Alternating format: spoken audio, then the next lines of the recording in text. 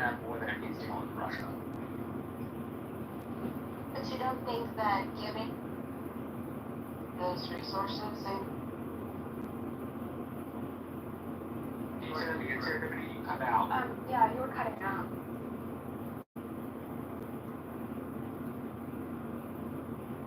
You're showing a problem with me, but Yeah, she was. oh yes, you're right back for apples and chicken. But yes, that's my general take. It seems like it is within the interest of the U.S. to be minorly involved and not majorly involved. Supplying weapons seems like something that only would drag on the war when we need to a decisive end. So maybe we don't want to do that because it again, puts Russia in a meat grinder. Although there does seem to be a strategic piece because if we put Russia in a meat grinder, the Russia-China Defense Pact has a harder time operating because the Russians are tied down in Ukraine, and they may not have either energy or military resources to redevote to helping China with its defensive strategy in Southeast Asia. Having said that, I have been on this kind of train for the last several years, which is we need a bigger U.S. Navy. We need a bigger U.S. Navy. We need more ships. We need more people. China's going to be a 400 ship Navy in 2039 or 2040. And while it takes time to gain the expertise of a blue water Navy and become proficient at it, the inability of the American public or the American government to adequately recognize that we need to bulk up our Navy is a problem. We also have to deal with the Jones Act, which requires a lot of stuff to be manufactured domestically, a lot of ships to be manufactured domestically, which I think having a domestic manufacturing base is really important. But in the short term, why don't we look at buying destroyers from South Korea or Japan? They make really decent destroyers, as I understand it, and that would help us push off some space in which to get our domestic manufacturing house back in order. Because at least as I understand it, the Navy is supposed to get something like 15 ships a year, and they'll only be getting 5. So for folks who don't understand why I'm focusing on the U.S. Navy, from San Diego to Seoul, South Korea is 6,000 miles. From San Diego to Diego Garcia, which goes through the South China Sea, into Indonesia and the Malacca Straits, and then out into the Indian Ocean to Diego Garcia U.S. Naval Base is 11,000 miles. So we can't be on the other side of the world at the snap of a finger. We have to be able to forward deploy, and forward deploying means we have to be able to put ships out there, and it doesn't really help if we're putting the ships out past their service time or what they should normally be out in the water on before they come back to port and get them needed repairs. That's why I'm really focused on the Navy in that way, because it's such a long distance that you can't do anything without an adequately functioning Navy. And I think we just don't largely have an adequately functioning Navy, but the inability to get those ships when we need them is a severe problem for the United States. Okay, I have a question for you, Marshall. Yes, please, go ahead. So I know you essentially compared Russia as basically a two-tier problem comparatively to China being our closest competitor that we need to be more concerned with, but don't you think that if we stand back and we cede to Russia keeping the land that they're currently occupying, doesn't that give them control of all of those resources over there and the Black Sea control as well? I mean, wouldn't that be bound to shift things for them if we just, negotiated to give them the land that they're occupying right now? I mean, look, I worry that giving them the land will only involve the Vladimir Putin want to roll into the rest of Eastern Europe and put the USSR back together. Right. However, having said that, we have to take what is principled and important and against what we can practically do. my ranking of China ahead of Russia comes from the National Defense Estimate, which is something put together by our defense community and the different multi-layered intelligence agencies. And one of the things it allowed China to bump up as quick as it has, for example, was us being tied down to the quagmire of Iraq. Right? That allowed us to focus our attention on the Middle East, while China focused their attention on Africa and doing trade there and doing debt swap deals in which they'll build you ports and roads, but if you can't pay back for it, the Chinese government that owns it. So while I do think there's an imperative to tell everybody, no, you can't have this stuff, China's always going to come in the number one position in the defense estimate, and Russia's always going to come in the number two position.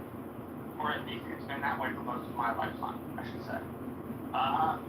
Having said all of that, I can wave my fingers, and we could make sure that Vladimir Putin did not take the rest of parts of Ukraine.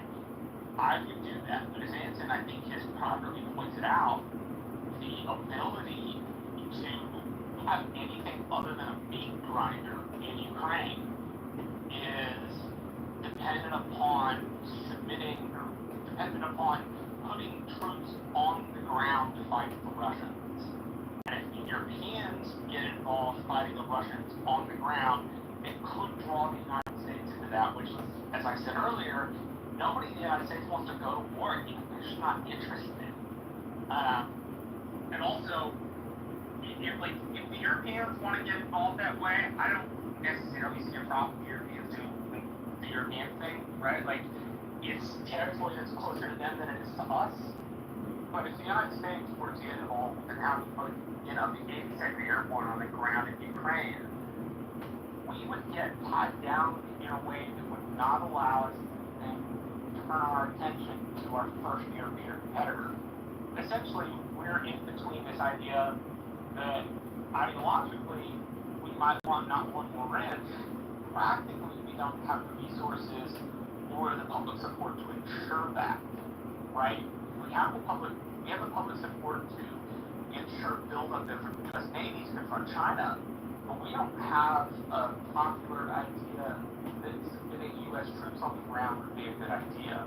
So I think in answer to your question, as much as I would like to stop giving one more inch, I think the best we're going to get out of this is some sort of a meat grinder like Korea.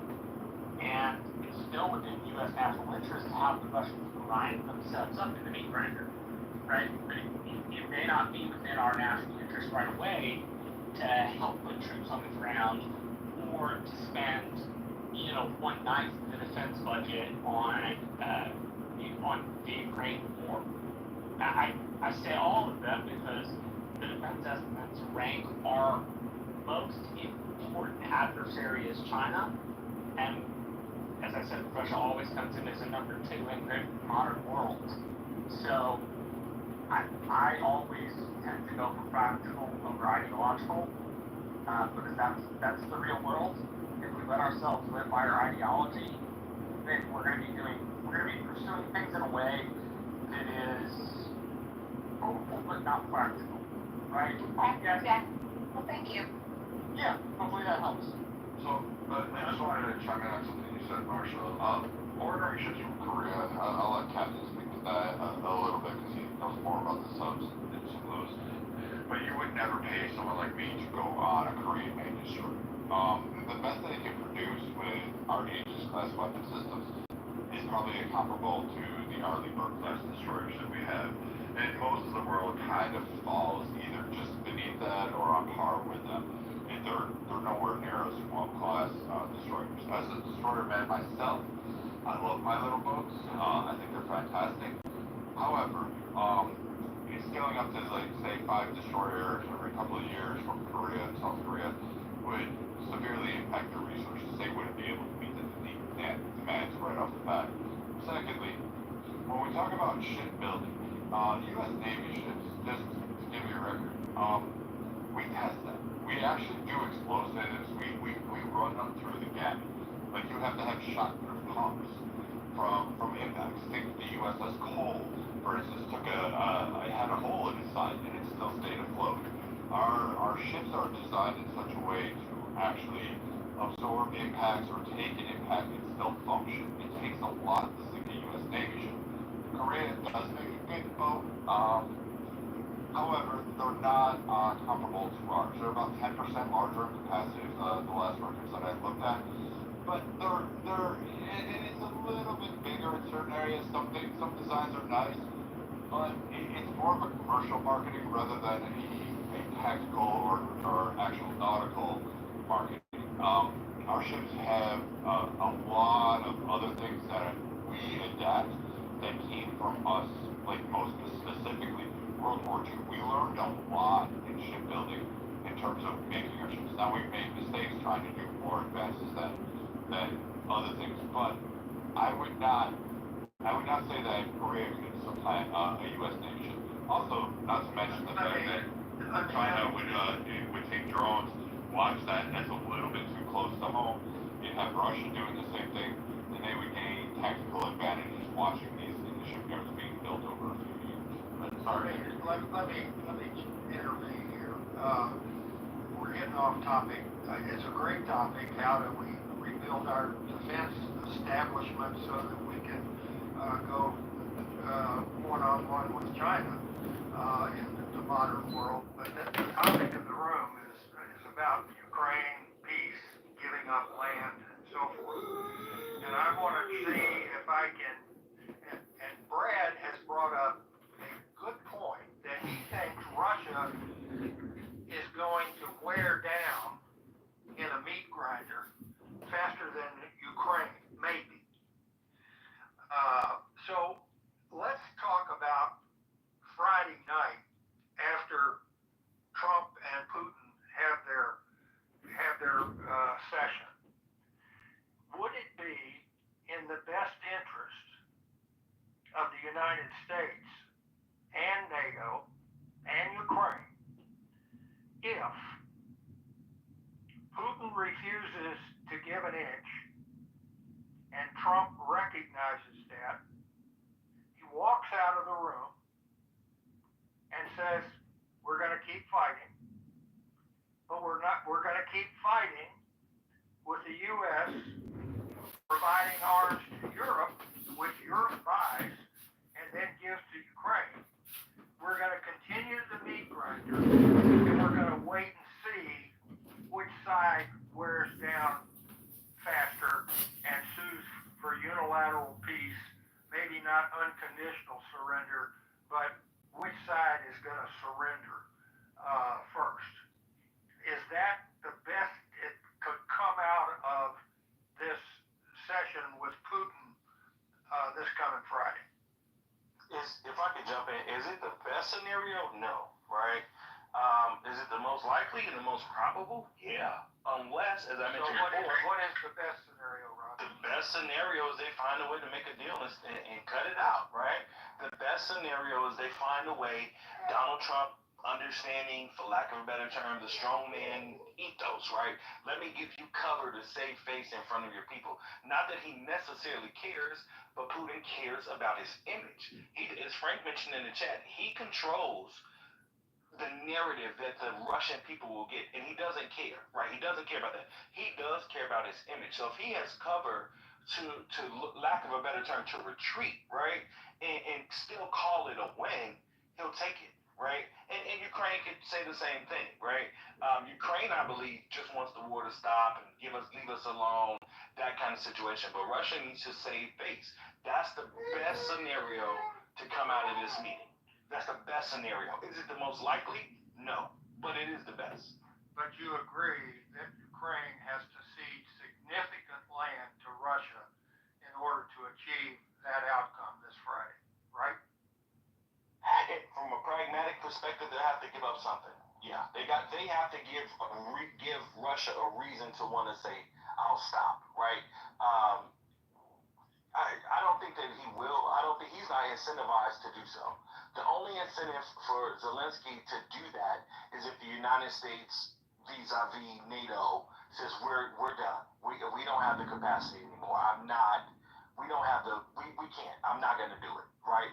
If the United States says that, then Ukraine doesn't have the prerogative, and they'll try to cut the best deal that they can, even if that means giving up some land. But if the United States stays in it, stays funding NATO, stays giving intelligence, stays giving weapons and money and things like that, we can say we can last as long as the United States can last, which we assume to be forever, right? And Russia's gonna say, well, I'm gonna stay in it too, you know.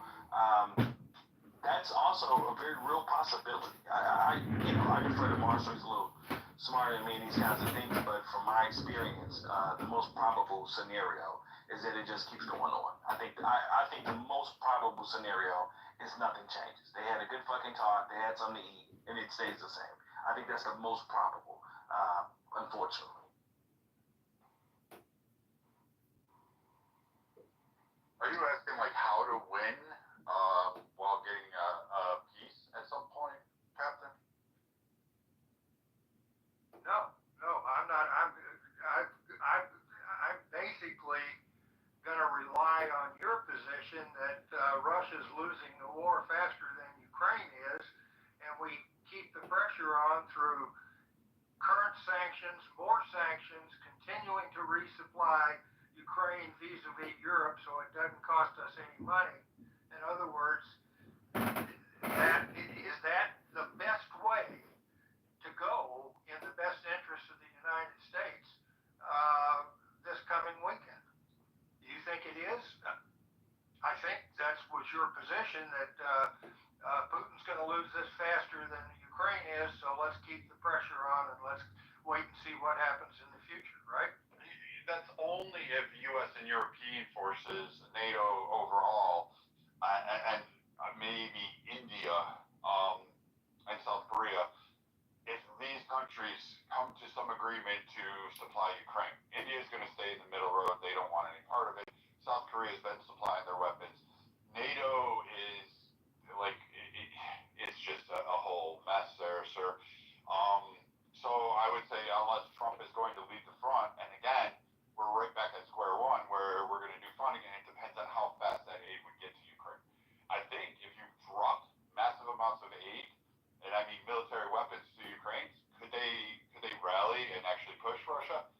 Most likely, most definitely. If you gave them the right systems, you gave them the right air support, and the U.S. said, you know what, hell with this, we're just going to put a blockade in the Black Sea. Good luck, Russia. Let's see what you got. And did a combined NATO force in there, and then actually sanctions the shit out of Russia, sir, I think you'd have a winning strategy. Also, if I was Zelensky, I would be funneling, low-tiered explosives, weapons to the centers in Russia, saying, blow up spaces. Some of you may not like that. I would orchestrate that. I would say, this is for my nation. I'm going to hit your hard spots. I'm going to get the people so upset with you that they're going to say, hey, we need to stop this, and I'm going to hit soft targets, and I'm going to hit areas where it'll have economic impact as well as optics impact. I'm one that says the rules of war can be changed. I would also say, if everybody was serious about it, Putin is this evil guy. Well, if I was Zelensky, I would probably try to orchestrate a team to assassinate him. I would just do that. I mean, what are they going to do? Hold him as a war criminal? No one's called for that yet. I mean, some Republicans will, some MAGA types will, some on the left will, but no one's going to really do anything against Zelensky. So again, summarizing, if I may, Brad says keep fighting, and keep fighting harder than the current status quo. And the only thing I would suggest that is a problem with that is if we stay in the position of we're continuing to use our military-industrial complex to provide the bulk of the material to give to sell to Ukraine, I don't think our military-industrial complex at this point can keep up with the war. I think that we are scraping the bottom of the barrel to produce enough weapons right now just to keep Ukraine supplied. Can we fight harder from the United States, not by putting boots on the ground, but by giving them better and more weapons? I think that's going to be a huge challenge, and it's going to be a very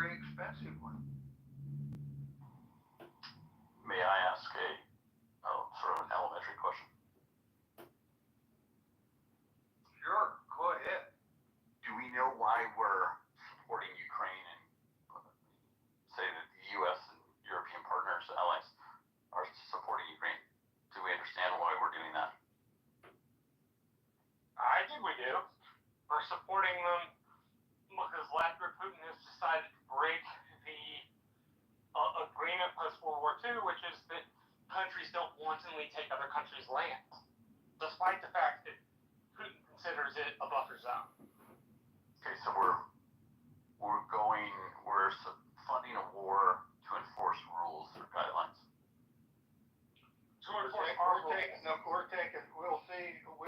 I believe that the United States has been doing this based on moral principles that, since World War II, if you invade another country, that's wrong and you're not going to get any land in doing so.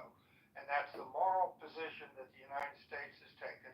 I agree with that position, by the way, but we're certainly unable to enforce it in Ukraine for the last 4 years. Actually 10 years if you start back in 2014. Yeah, well, I think that's noble. I think oftentimes wars aren't over morality.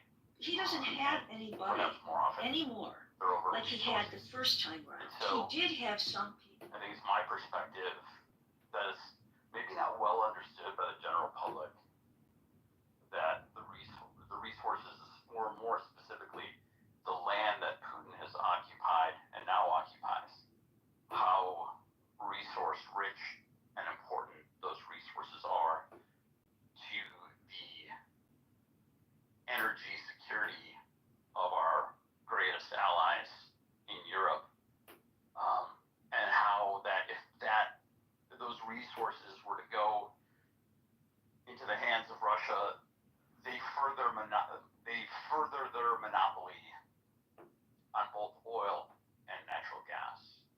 And if you've ever been a consumer in a monopoly, it's very difficult. It's untenable, and there are few ways out. So I'd say that as long as people have a greater understanding that we're providing support to the Ukrainians, and I hope to some degree European partners are as well, they certainly need to step up their game. They did not say, well, let us bring in, some community leaders. The energy needs of Europe, and therefore trade amongst the world as it is today, depends on us not giving up that land. Not because of lives or relations, but because of resources, which is the basis of most conflict in the world. It's over resources. We've got a new guy on the stage that I don't know how, Bill, I don't know how long you've been listening, but we're really wrestling with this problem, and I wonder if you've got any insights as to cessation of land, what's going to happen, what should happen on Friday, etc. You want to contribute your insight? Thank you, Hanson. Listen, I can talk way too much. I'm going to try and be incredibly brief. There are two ways that countries lose wars, militarily and then politically. And to focus in on that, I'll give you two examples. At the end of the Second World War, the Germans lost that war militarily, i.e. the Allies, the Russians, went all the way to Berlin. The Germans could not put another army in the field, defeated militarily. If you look at Vietnam, America lost that war politically. So the North Vietnamese, the Viet Cong, did not go all the way to Washington to defeat the United States. But the United States just said, this is costing us too much to keep prosecuting this war. We're getting nowhere. So if you understand the way that wars are lost, militarily, and then also politically, it then kind of informs what is going on with Russia and Ukraine. So if we look at this, it's an asymmetric war, i.e. the Russians actually could wipe the Ukrainians out tomorrow by dropping nuclear bombs. They're not going to do that because it'd be the end of the world. And even if they did a relatively small nuclear strike, the whole world would turn against them. It would be such a ratcheting up. But on paper, it's an asymmetrical fight. So what are they actually fighting for? The Russians thought they could knock the Ukrainians out of the field militarily by going all the way to Kiev, having a regime change, and then they could then take the land in the east which is exactly actually what they've done. However, the Ukrainians were fighting to A, defend their land and hoping that at some point the cost would be too high for the Russians. The fact of the matter is that from a Western perspective, we don't know when civil society will collapse in Russia, i.e. the institutions away from the state will just say, this is too expensive a fight. Somebody said on this stage that 1 million Russians there have been 1 million Russian casualties. That appears to be the Western consensus. We don't really know, but it appears to be the consensus. And if you look at when Russia fought the war in Afghanistan, it was much less Russian casualties, which then caused Russian mothers to complain and to demonstrate in Moscow, St. Petersburg, etc., and say we need to bring our boys home. But Putin has a much more iron grip on Russian society and the political apparatus than Gorbachev did at the end of the Soviet Union. So, rationally, the Ukrainians are going to have to give up some land regardless. Crimea is gone. The West has tacitly admitted that since 2014. That's gone. It ain't ever coming back in a plausible scenario. If you look at a map, it's a quiet secret here. If you look at a map of the formation of the Ukraine when it was part of the Soviet Union in 1922-24, those eastern bits which the Russians wanted and have occupied were not part of the new state of Ukraine, the Soviet state of Ukraine. Actually, what the Russians have done is literally got all of their war aims, apart from having an acquiescent regime in Kiev. So, what are the Ukrainians fighting for? But bear in mind, I'm on the side of the Ukrainians in this fight. They fought for their independence as a state away from the Russian yoke. They fought for that, they managed to do that, and they forged a new national identity, which is much less Russian than it was before. And I forget what the percentage of the Ukrainian state spoke Russian. Let's say it was 30%, 20%. It's somewhere between those two. There's a much more homogeneous Ukrainian state which has been forged. They can valiantly say, we have defined who we are as a people, and actually they can walk away with this with honor. It feels like a relative defeat, but actually their political independence has been kept. I rest my case. Mr. Royfield, I still have that bottle of bourbon made by that great assistant distiller for you sitting at the cottage. Next time I'm in the great snowy north of the United States, my friend, I will come look you up. Yeah, I promise it. You say that about the next time you're in the Pacific Northwest, and then suspiciously, your trip comes and goes, no phone call, no look. Wait a minute. I have not been to the Pacific Northwest in forever. I haven't admittedly been to the great state of Minnesota. Fair enough. Look, we have 15 minutes left in this room. This is a good opportunity for people to get their last thoughts. Want to just welcome anyone that hasn't spoken yet, get those off, and then I'd love to hear Anson, your conclusion after hearing people's points. What will you think? So anyone that hasn't spoken, go now. Yeah, stick around, Royfield, because I really would like to get your feedback on what I'm going to say in the next 10 minutes or so.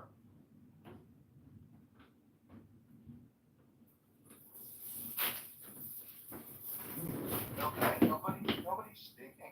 I was waiting for new speakers that just didn't get a chance, but I disagree with Royfield on the political independence.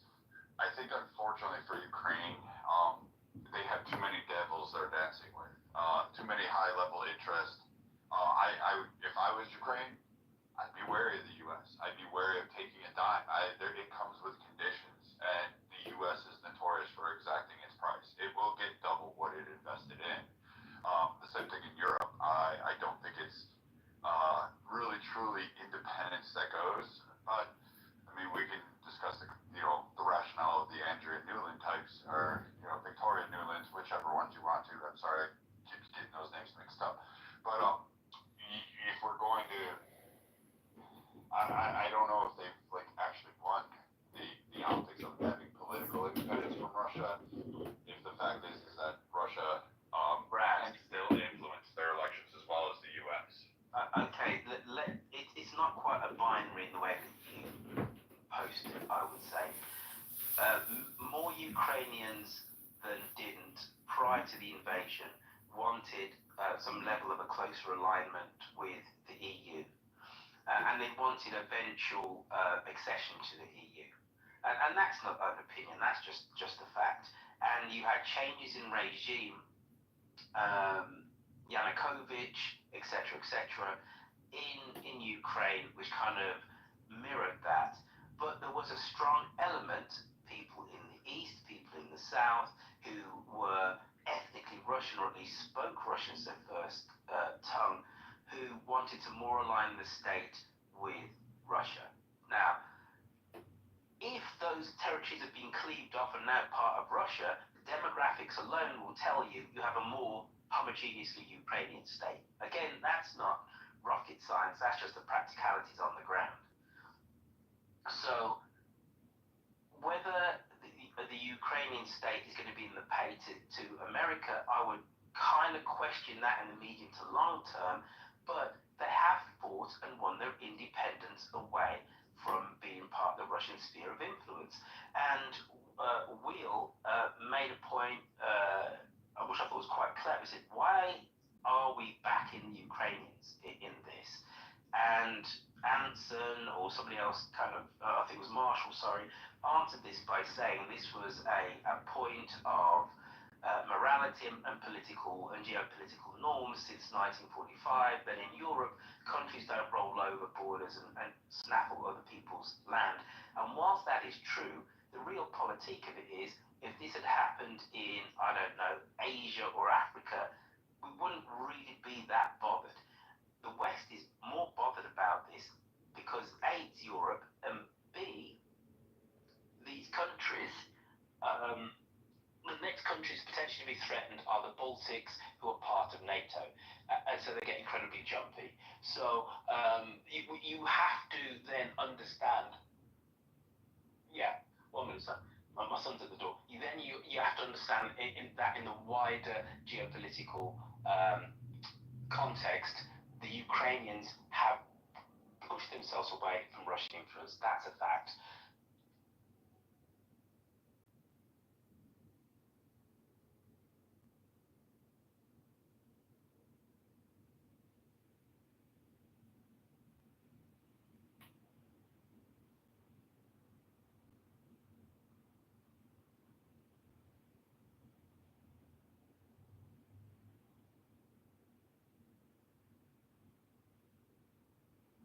I just have one question, which is, by giving this land, we achieve what objective?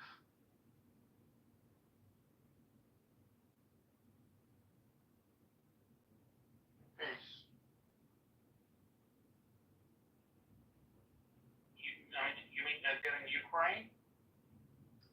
Yeah, by giving away portions of Ukraine, again, ignoring the resource-rich nature, we receive peace. Because I'm not much of a historian, Captain, you know more than I do, and have a greater perspective. Has that occurred other times in life where we've successfully given land and it's resulted in long-term lasting peace?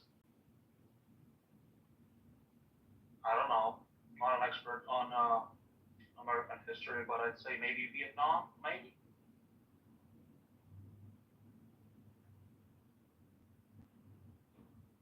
There are loads of instances throughout history where there have been peace treaties which have been concluded. Just like one or two, not a lot. Well, you could go to the Congress of Vienna in 1815 when we defeat Napoleon, and actually what the Allies don't do is carve France up into pieces.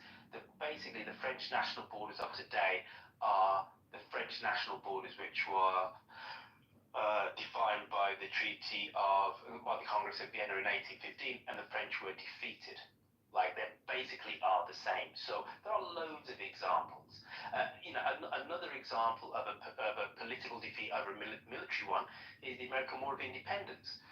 Yorktown did not mean that the British couldn't put any more troops in North America. There were troops occupying New York 2 years after Yorktown. But it was a political defeat. The British just said, us to keep on fighting this is just too expensive, given their bloody independence. So there is a rationality to a lot of this, which in hindsight makes complete utter sense. It might feel bitter at that moment, but you look at it in hindsight and you say, that's kind of all right. You've got to understand, what were the Ukrainians truly fighting for? Yes, to defend their sovereignty, to keep every inch of land, but they're fighting an asymmetric war. It's not two equal powers going up against themselves. It's much more, there are more Ukrainians per head of the population in the field against the Russians than the Russians are putting in the field against the Ukrainians. Russia is 3 times bigger. It has a much bigger military, etc. That doesn't mean necessarily they're going to win the war militarily. The Ukrainians could keep fighting until the Russians just kind of give up. But how long is that going to take, is the question. And do the Ukrainians have the political will to keep on fighting? Do they have the economic heft to keep on putting those troops in the ground? Do they have the manpower, etc.? And will their allies keep going? And this is an interesting question which has been brought up by somebody before in this room about talking about the European perspective. And this is where I slightly disagree. Americans generally kind of think that NATO is completely an American-backed thing, and it is an American-backed organization. However, with the accession of Trump, what has happened to NATO is that all of the NATO countries are now spending much more on defense, even Germany. So there is a very clear difference between European support for Ukraine and American support. Is that European support enough to substitute for American? No. Not yet, but there is a scenario, I would say it's not likely, but there is a scenario that the Americans could just say, fuck it, doesn't really matter, and the Europeans kind of just say, no, we're going to keep going with this, Macron, Starmer, and the new Chancellor of Germany. It's not that plausible, but there is one way that the Ukrainians could keep going, but for what? They're not going to roll back anytime soon.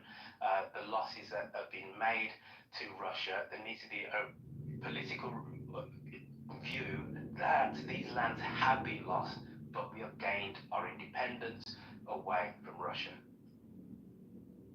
Royfield, I think everybody know at this point that it's not Ukraine versus Russia per se. I think it's, of course, everybody knows it's NATO against Russia in Ukraine, which is completely different.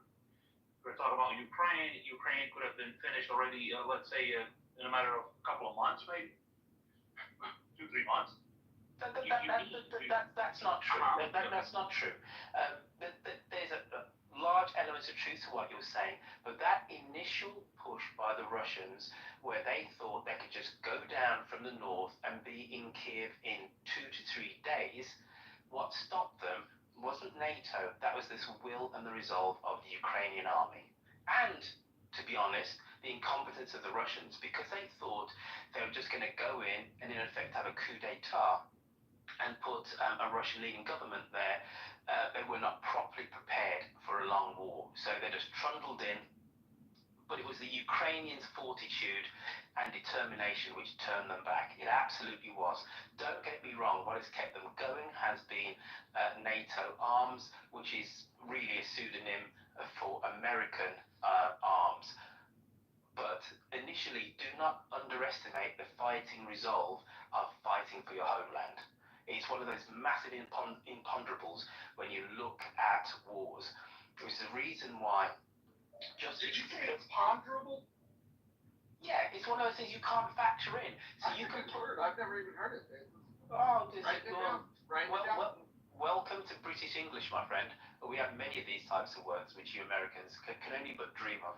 But when you can look at so many instances of countries that go through a revolution and then are invaded by a neighbor, the neighbor thinking that this country is going to be weak, and it utterly gets turned on its head.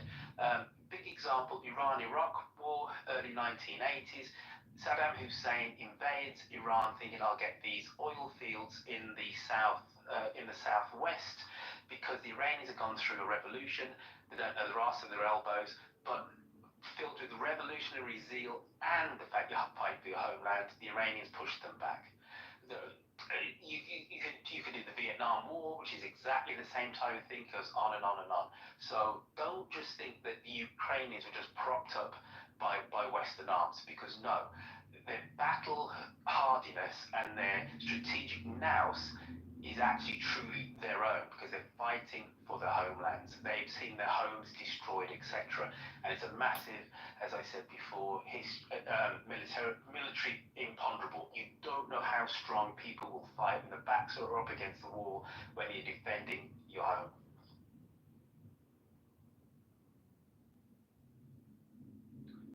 I think there's an opportunity here, at least for the United States.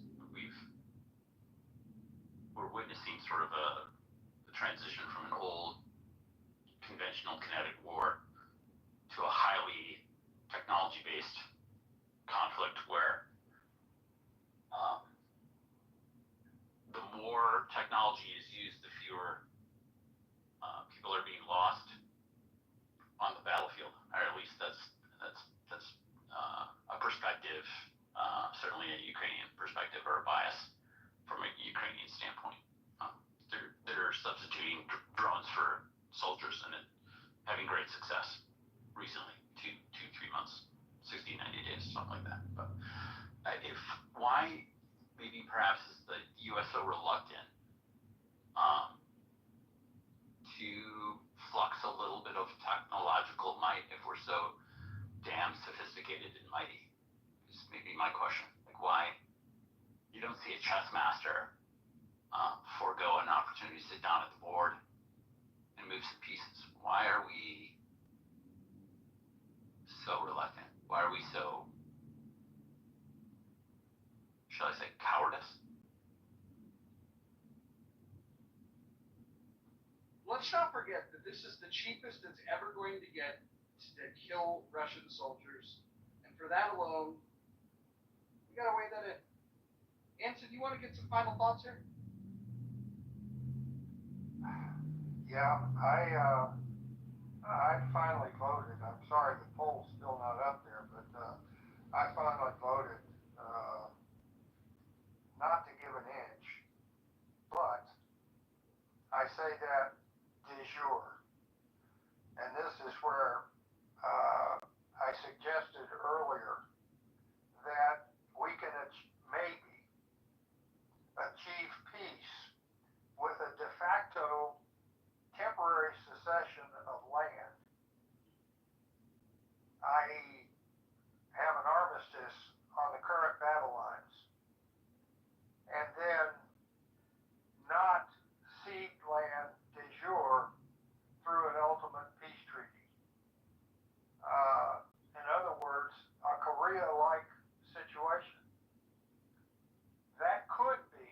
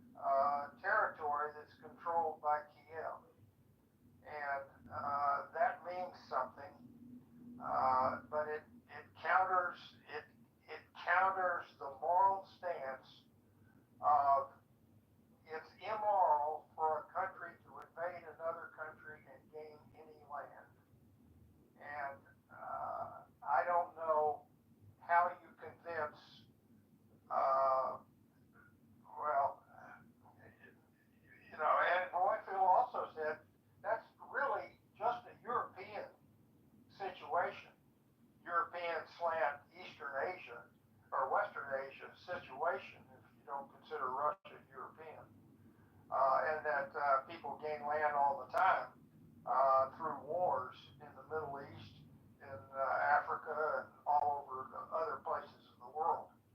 And the final thought that I would have is that this idea of Russia invading Europe if they gain traction in Ukraine. The last time I checked the map, the Soviet Union did not invade Europe, and they owned all of Ukraine. So I'm not particularly concerned about the considerations of if Ukraine does de jure give up land, that automatically means the next war is going to be across a NATO boundary. I'm not sure that argument holds much. That bucket holds much water. But it's a tough one. I don't have any firm convictions on this thing, one way or the other.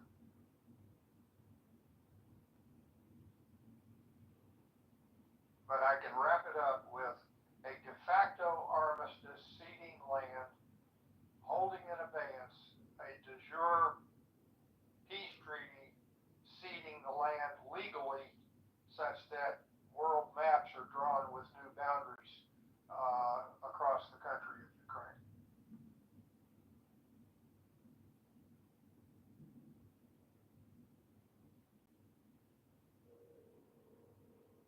And I will also add that I don't think Putin will go for that kind of he's going to want a de jure. He's not going to settle for a de facto, and he may just keep fighting unless he gets a de jure peace treaty out of this thing.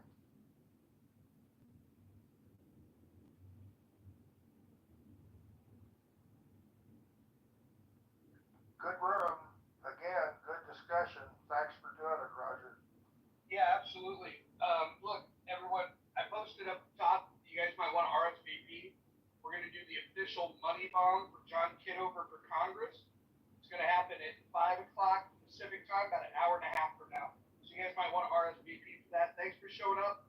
Make sure you join the Rational Discussion Group. We will we'll be back here 5 days a week talking about these things.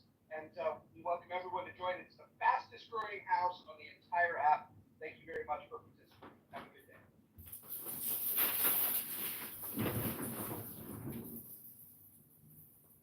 Hey, I wanted to thank everybody. I just set up a campaign to contribute to candidate Congressman John Kitover. If you do want to join that room and you do want to give $1 or $200, I would greatly appreciate it, because that money will be used to recruiting on the ground people to get signatures on these ballots so we can get on the March primary. If you do want to contribute, that's what the money will be used for. And then any residual money will be used for media buying and paying maybe another Clubhouse user, Augustus, to create creatives for the media buys. So, hope you enjoyed this. This has been Rational Discussion Group. I can leave this room open if you want and mod everybody else. Replays are on. No reason to kill a positive vibration. But I've been working in my other office getting an event page set up and a donation page set up. It's pretty easy. If you want to invite people to this room, feel free. The official John Kitover Congress Money Bomb link is pinned above. It starts in an hour and 24 minutes. So that's 7 Central, 8 o'clock Eastern Standard Time. If you go to johnforcongress.com, or I will pin the link here as well. Let me see if I can get it. It's on my X account. Let me see if I can.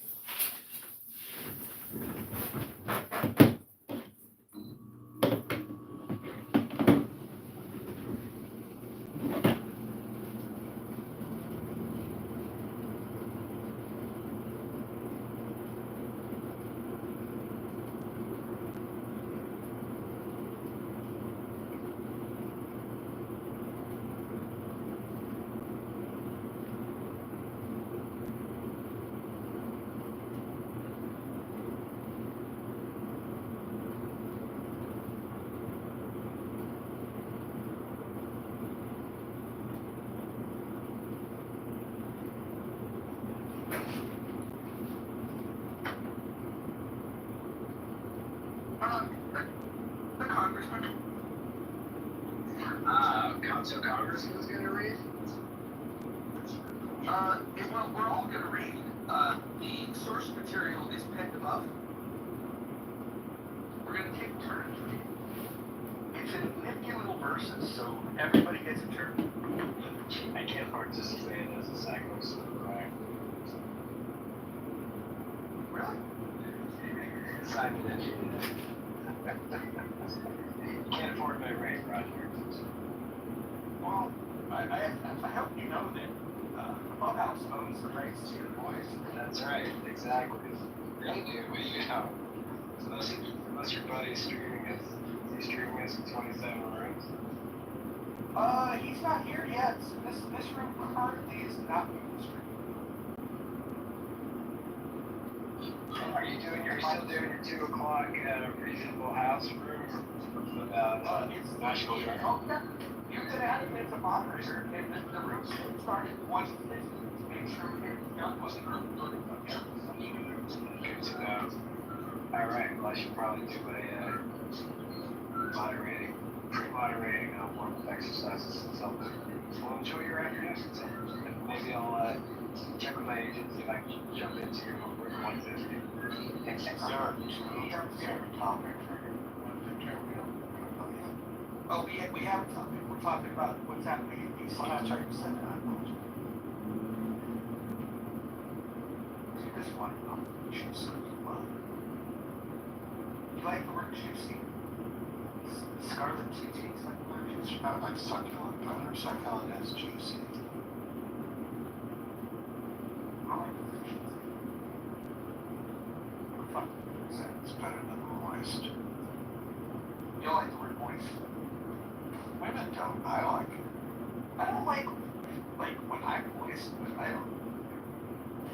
How can you not like moist and be a member of Up in the Hush?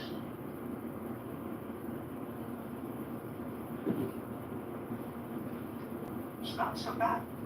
Watermelon's pretty good. Alright. Lowers uric acid levels too, by the way, fun fact. I don't know what that is, but I'll imagine that's good for you. Very good for you. And just in case people, medical said, although I'm not a doctor, I did read this once. If you have problems urinating, eat watermelon, obviously, but specifically the watermelon seeds help urination problems. Anybody who needs to know that information. The only thing that I have is urgency issues. Old wives too. I don't think those seeds should be clogging up your digestive system. Chew them finely. Maybe grind them. You're gonna grind.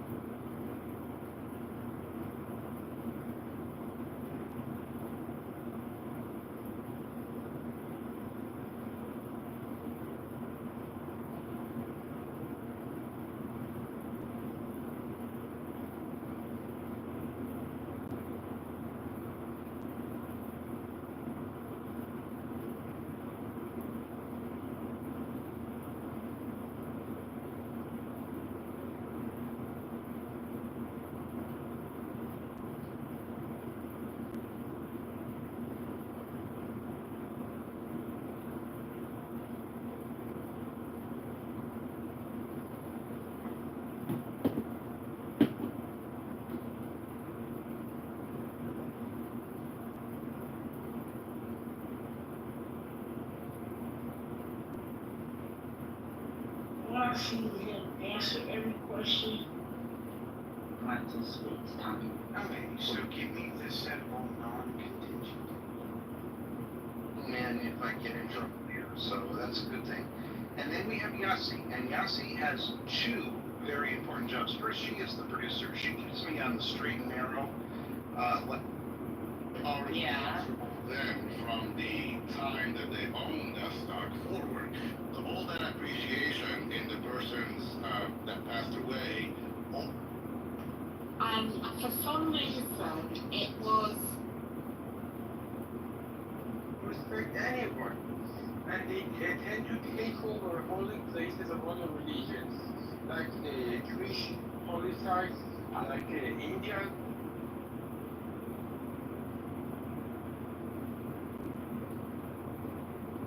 Agree with some of the shit that they do. If they're spiritually, if that's what they are, we kind of have to follow that. That's a part of spirituality, which is a large part of caring for human beings. Just because it. So she doesn't bark all the time, but it's like because they live in like out in. And everybody's going to come on stage, and also Marshall. We have Marshall. Oh, thank you. You see why Yossi? See why I need her?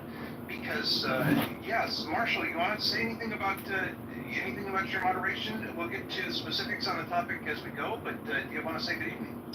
Good evening. I just try not to be political. I try to just do the basic historical research for the room. So I am getting ready to go get a haircut. So I would be.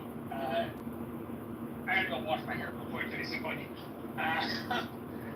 but I'll be around, and if we need to look something up, I'll look it up and send it to Yossi if need be, and we can get back on that. I work in campaign politics for a living, and I found remaining assiduously non-political in your room is one of the best ways to help.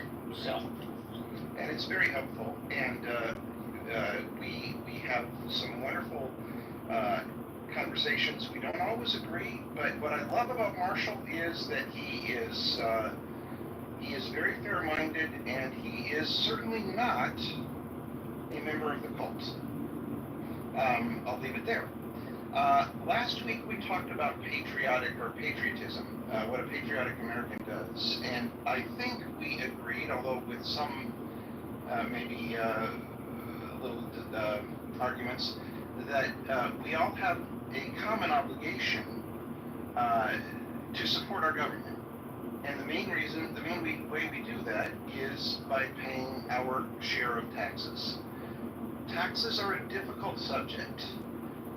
They're hard to enforce. And one of the great things about last week's room is it helped me really think through the issue of enforcing the common will of the governed, and as it relates to taxes, that was not really on the direct topic, but as a result of some conversations that my wife and I had, we did get into it. I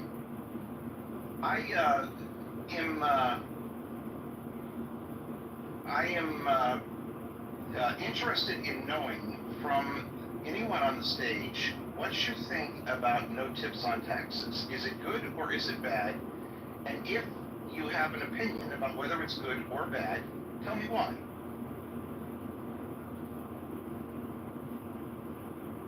As you may know, this is one of Donald Trump's policy, no tips on taxes. Is it a good thing or a bad thing? May I answer? Yes. You may, would you?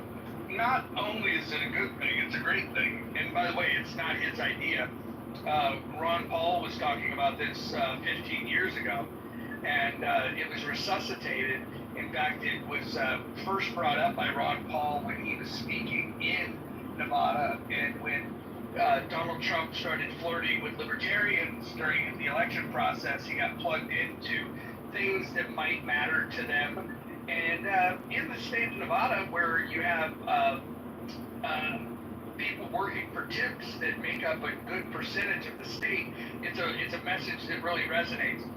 The reason why I think it's a brilliant strategy is that tips in general is it's a gift, it's an extra. the idea of treating it like a wage has never made sense to me. It's something where, you know, they already collect a wage. Now, we've normalized the practice of tipping them. Maybe if we normalize the practice of tipping people for any job that they do, that would be a good thing for them. But I'm not a big fan of looking for more ways to take money from employees. I'm looking for more ways to allow people to keep their money.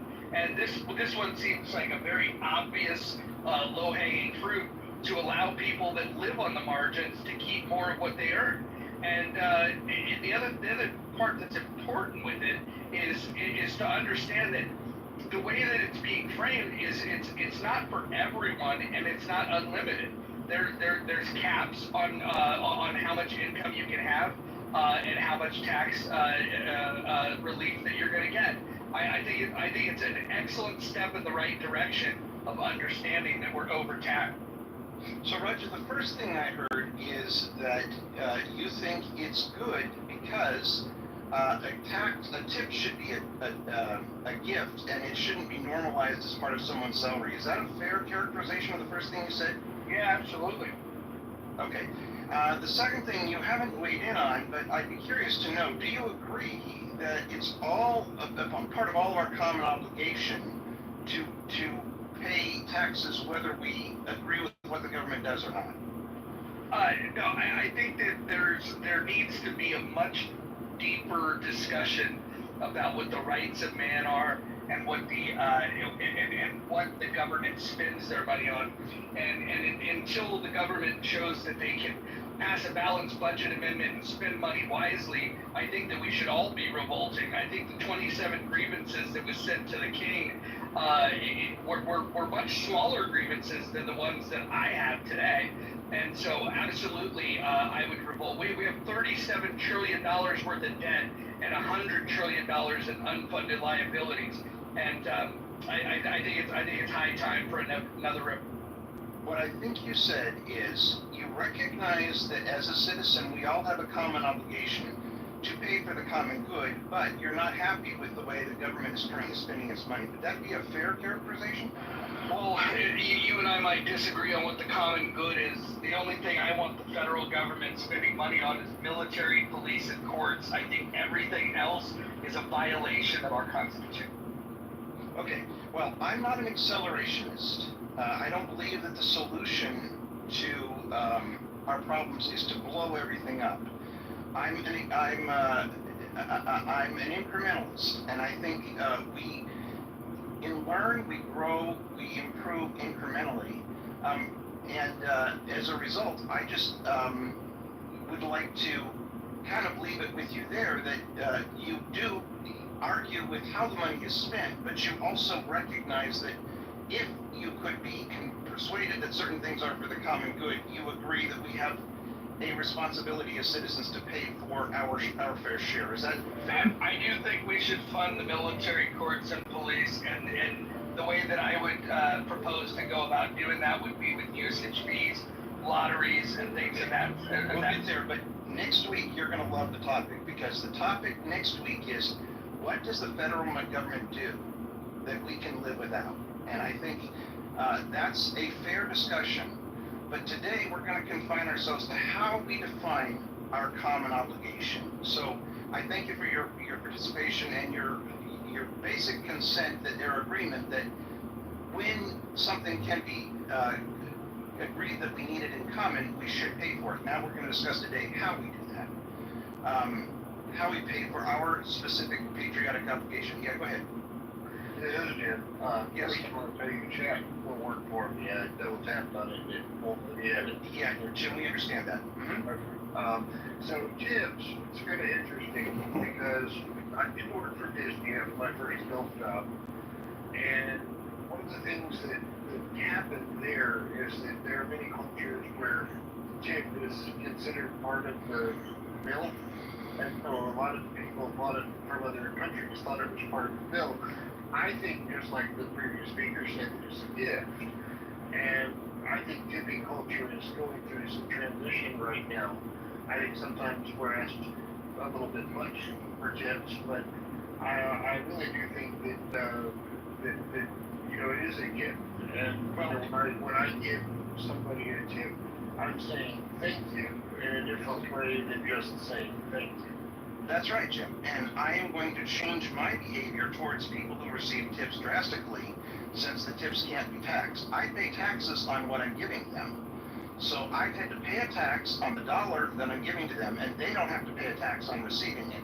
It's unlike that in any other form of employment. If I have an employee and I pay that employee, I withhold payroll taxes and I withhold Social Security taxes. But as a worker in a restaurant or someone who receives tips, they don't have to pay taxes on it. And I think that if people want to grumble about what the government is doing, that is absolutely your right. But I think it's extremely unpatriotic to argue that you shouldn't pay taxes if you disagree with what the government is doing. I also want to say real quick that can we agree that the tariffs are being paid by the person that poses the tariffs, or the nation poses the tariffs, and not by those others? In other words, when it hits the port, we pay for it. Can we agree on that? We will talk about that in a minute, Jim. I think I don't think the way you said it is what you mean, but we'll get to that in a minute. I think Grover Norquist is a complete coward. And I know that some people may disagree, but that's why next week we are going to talk about what does the government do that we really, really don't need? What can we live without? And I'm extremely eager to hear people's idea. I will give you an example of something that the government does for me, and it does it for Jim too, that maybe I could live without, and that is paratransit. Now, paratransit is paid for by some federal subsidies, and yes, it does make life for disabled people a hell of a lot easier. But, as Roger says very eloquently, we have $37 trillion of federal debt. And if we have that kind of debt, maybe I shouldn't have paratransit. I'm perfectly willing to sacrifice that. And I hope that next week, rather than cowardly saying, let's blow the whole thing up, that people will come to this room with some ideas, some real serious ideas about what we can live without. So ultimately, there are three forms of taxation. They are consumption taxes, wealth taxes, and income taxes. Now, Roger might argue, and we'll get to this in a second, that there also are lotteries, and I will cover that. Consumption taxes. Let's talk about those first. Those are the easiest form for the government to calculate. They are the easiest form for the government to collect by far. They also are voluntary in the sense that someone is choosing to purchase something, and just by virtue of the fact that they have purchased that thing, they are paying the tax. So it is a form of voluntary taxation, unlike the other two forms of taxation that we'll discuss today. They are also regressive. That means that they fall much harder on poorer people than wealthier people. I don't think anybody needs proof of that, but does anybody have any question about the fact that they are regressive? Okay, good. Excellent. I did mention that I would talk about lotteries. I think a lottery is, we all know what a lottery is?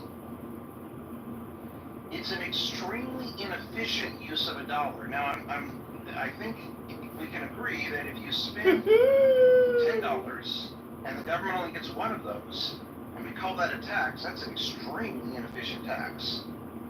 It also has a moral component, and some people may object to it, or some people may not object to it. That's the idea that you're encouraging people to gamble, essentially, or to voluntarily pay taxes. But as I said, if they want to voluntarily pay it, you know, it's like if I have one of these deals at a restaurant where they'll give back a share of the bills to the charity if they have a dinner night. Well, you spend $100, and maybe you get back 10 or 15 to the organization. That is very inefficient. So it is a kind thing that they do essentially. It is a thing that gives you something theoretically back for your tax dollar, but it's inefficient. I also think there is a moral component to it in that the government is, with the lottery, encouraging particularly poorer people to spend money that they may not have. And I was a real believer in the lottery in California when it was put on the ballot in about 1987 or 88, I think.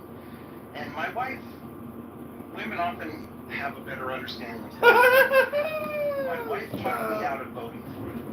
And I am thrilled that she did, because about 10 years later, I heard all of these ads for the lottery that said, what if your number was picked and you didn't play? Well, you might as well go to Las Vegas. You know, I have nothing against Las Vegas collecting tax on their revenue from gambling, but that's very, very, very different than the government encouraging gambling. I should also mention that sin taxes, that's a tax on cigarettes, a tax on alcohol, those are also sales taxes. So they are essentially trying to use social legislation to encourage certain behavior. In other words, we're going to make cigarettes more expensive so that fewer people smoke them, or we're going to collect taxes on alcohol to pay for the damage that alcohol does to our culture. I don't think that's a moral issue. Do we have any need to discuss this before we move on from sales tax and lottery? I'd just like to say that in regards to the well, I'll say two things. One, here in Ontario, lotteries is a corporation that's run by the government. So it's the Ontario Lottery Corporation. It covers lotteries and all gambling in the province. Other than that's those that run reserves.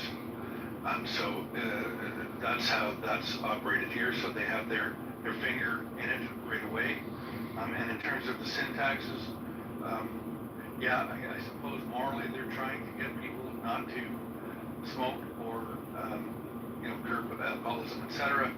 But they raise a lot of money that way too. So I don't know how they can sit on both sides of the fence, but they do. Well, personally, I'm a fan of sin taxes. I think, even though I think social legislation using the tax policy to enforce certain social ideas may not always be the wisest. I think sin taxes may be one of the best. I'm on the opposite side. I'm for tax credits for sinning. Like, you fornicate twice and you get a tax credit. Like, that would be my thought. The Reverend Scott Jones has been heard from. Can I just say, I would be really interested in having that run by the church. That, all right, that's... You never know. What's happening when the ass is in the seats? That kind of preaching puts the asses in the seats. Yeah, and that's what the collection plate's for. Well, I think Scott's idea of the collection plate is people should take money out of it and not put money into it. I don't know. But anyhow, that's funny, Scott. That's absolutely hysterical. Let me just say I'm not a fan of that kind of sin taxes. I think the government should stay out of our bedrooms altogether. We kind of learned that last week, or at least tried to. I'm not sure we succeeded, but anyhow. You missed a doozy on that one, Reverend Jones. Okay, so, by the way, tariffs are also a tax. And I think it's really important, if Abby was here, and I wish she were, because she tried to argue this with me once, and I wasn't prepared. And one of the things that I have learned, if I'm going to be in a discussion with Abby, is I should always be prepared. I am both a husband and a brother. Now, the fact that I am a brother has nothing to do with the fact that I am a husband. Abby was arguing that the tariffs are not a tax, because their purpose is to foster and encourage a certain industrial process in the United States. That may be true. I am a brother. But as far as anybody is concerned, when they purchase something, they are paying a tax. And in that sense, it is important that we tell the truth about it. And a tariff is a tax. Does anyone want to argue with me on that? Good. I'm glad to hear that. All right. Now, the second form of taxation is wealth taxes. I'm sure Roger and I are not going to completely agree on this, but I would love to try to come to a compromise with him on it. Wealth taxes, I don't mean what Elizabeth Warren is talking about, because I think that her idea was absolutely insane. Can someone give me an example of a federal wealth tax?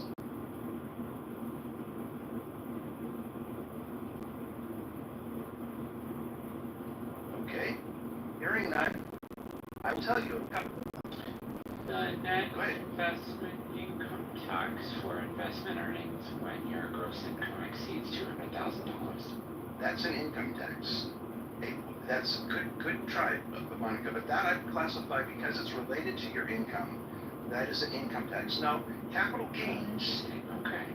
Capital gains and capital gains are gains on an asset. You bought a stock at 10, you sold it at 100, and you pay a certain tax on that gain.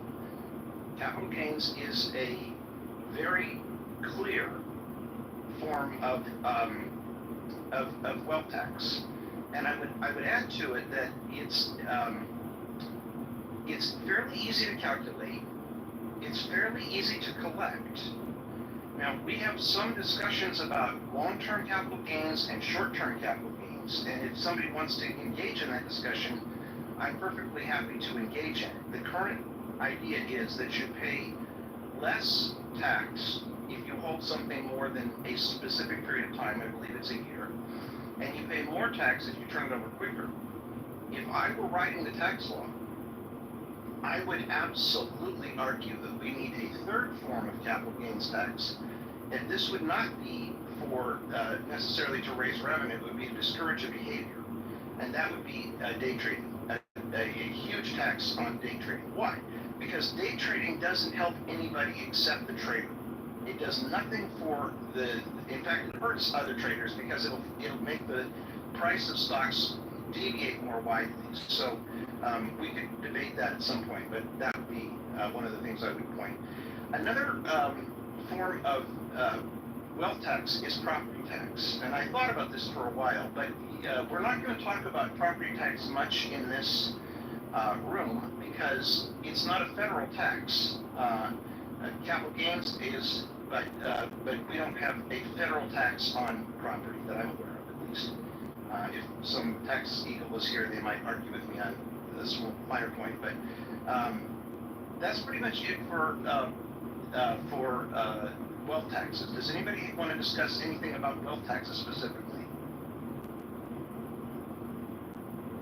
Okay, wealth taxes are not as easy to collect as sales taxes, but nowhere near as complicated to collect as income taxes. And that is the last form of taxation we're going to talk about. Oh, before we do that though, there is one idea that I have for, it came up last week, and it's for dealing with reparations.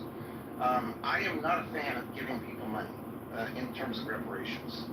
On the other hand, it is very clear that historically, the black community has suffered from things that have kept their wealth from growing. So I would be a fan of incorporating wealth taxes, incorporating reparations into wealth taxes by perhaps giving blacks a higher allowance on their estate taxes than everyone else. But that's for another day. It's just one idea, and I'm not saying it's necessarily a good idea.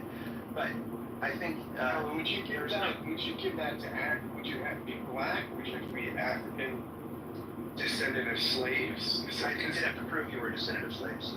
Because like in that instance, like you would get like somebody like Barack Obama who wouldn't qualify for it, and Michelle Obama who would, right? I mean, yeah, you'd have to prove that one member of the couple was a descendant of slaves, and I think it would be.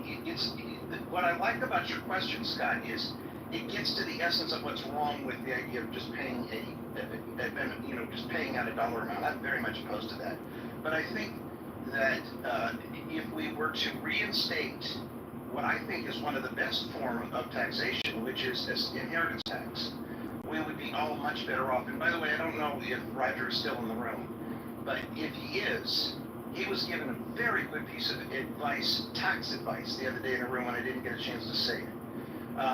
It may not be to his personal liking, and I respect that, and I don't think the government should ever tell people how they should behave.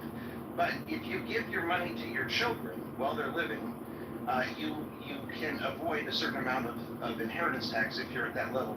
And Roger isn't even at that level, so it doesn't matter, you know, if what he told me is true, it doesn't even matter. But I would favor bringing the estate tax level way back down, maybe as low as $1 million, and it would raise a significant amount of money. And not only that, but it would level the playing field. Why should my children, who are raised by a middle-class person, be at a tremendous disadvantage relative to a wealthy person's children? Yeah, I just wanted to say, by the way, I wanted to acknowledge that, well, Roger is not in the room, he left, but his cohort, and my good friend Anson is here. Okay, Anson, congratulations on the beginning of your new, and I want to know, where are you getting such creative titles? I mean, you guys are oozing creativity. I love it. Congratulations on the movie. You can respond to that, Anson. Yeah, thanks, Scott. We're at least the first room poached right off of the critical thinking. Second one today too, the exact same title. That was more. That wasn't intentional poaching, but I'm not. I love the intentional because it wasn't. There were no different prepositions or anything. It was pasted. It was the exact same. Yeah. But what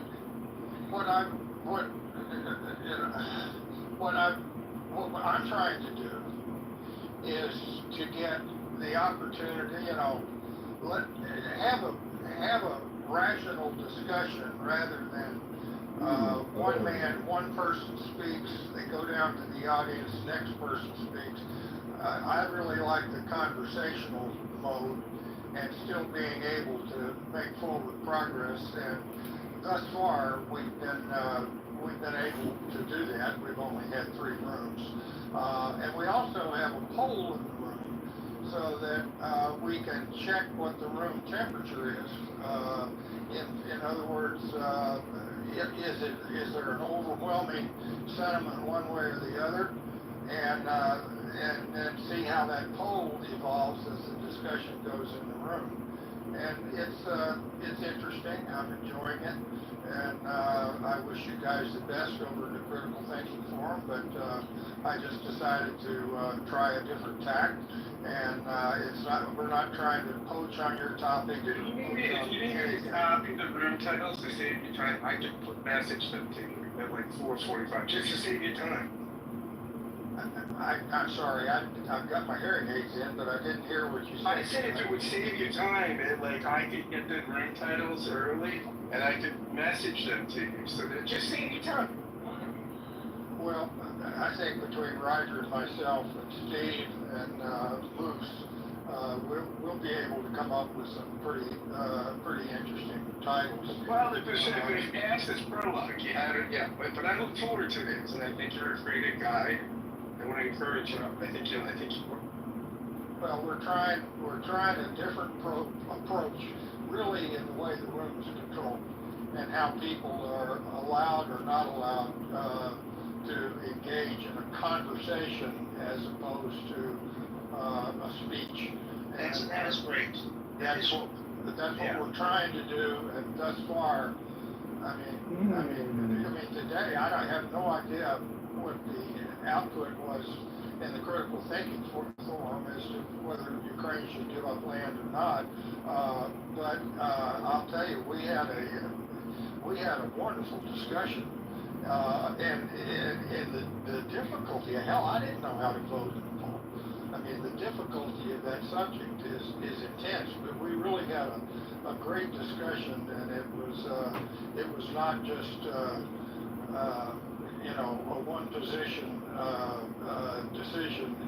There was a real blend of than anything, a blend of confusion and uncertainty as to what's in the best interest of America, Ukraine, and the world at large. I think Vladimir Putin thrives on American uncertainty and ambiguity. Of course he does. Of course he does. Of course he does. But and he does everything in his power to stimulate that uncertainty.